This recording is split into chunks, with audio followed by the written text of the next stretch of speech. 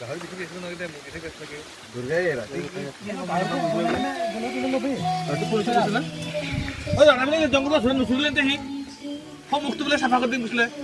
জংঘল চুৰ বহুত বাঘ আছিলে চুৰি দিম কৈছিলে বাঘ গছটো কথা কৈছা ৰাস্তাৰ পৰা যাই যাব কি লাগে খাবলৈ বাবুৰ লগত কি কথা পাতিছিলি তই ৰাতি কি বাবুৰ লগত কি কথা পাতিছিলি আপোনাৰ কথা পাতিছিলো নহয় এক ফোন আহিছিল তো হেৰি কথা এয়া